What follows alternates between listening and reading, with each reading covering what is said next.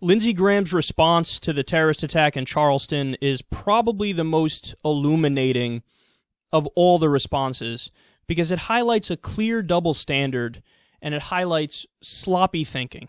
So first, let's go back and look at what Lindsey said directly after the Boston bombing. He said, quote, "This man, in my view, should be designated as a potential enemy combatant, and we should be allowed to question him for intelligence gathering purposes to find out about future attacks and terrorist organizations that may exist, that he has knowledge of, and that evidence cannot be used against him in trial. That evidence is used to protect us as a nation." Okay, so keep that in mind as I tell you what he said yesterday about the Charleston terrorist attack. Quote, "This guy has tons of problems. I just think he was one of these whacked out kids. I don't think it's anything broader than that. It's about a young man who is obviously twisted. There are real people out there who are organized to kill people in religion and based on race. This guy is just whacked out."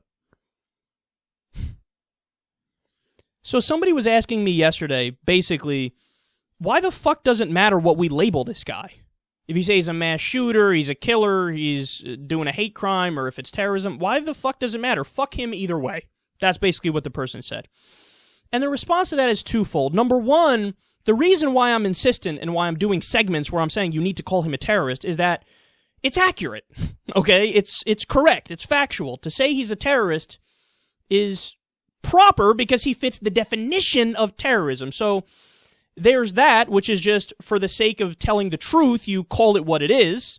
That's an important thing.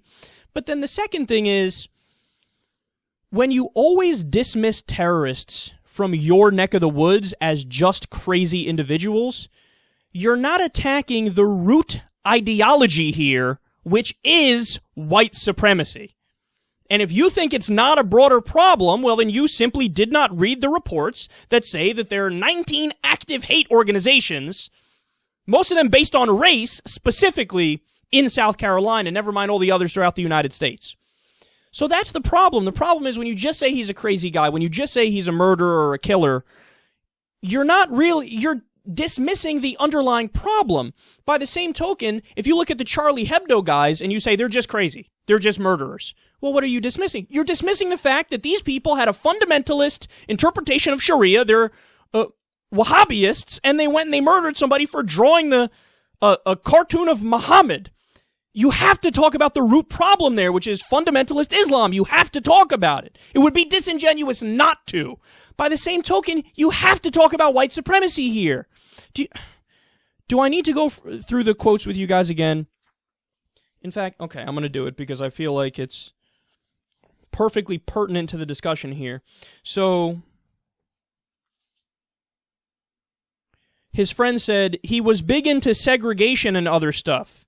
He said he wanted to start a civil war. He said he was going to do something like that and then kill himself. He was railing about the Trayvon Martin case in recent weeks, complaining about black people taking over the world and about the need for someone to do something about it for the sake of the white race.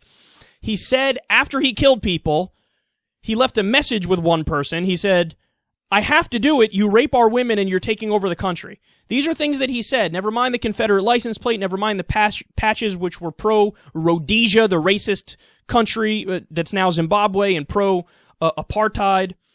We're talking about a person here who had an ideology that was so strong that he admitted, he's like, yeah, I actually wasn't even sure I was going to do it because these people were so nice to me that I hesitated, but I had to do it. So in other words, the empirical reality of these people, there's nothing wrong with them. Something overrode that. The only thing that could override that is an ideology. And as somebody said to me yesterday, and they're 100% right, when you look at really extreme political ideologies that become violent, you're looking at a pseudo-religious ideology. It's no different. This guy was on a white supremacist jihad is what it was. That's the best way to describe it, and that really puts it in context.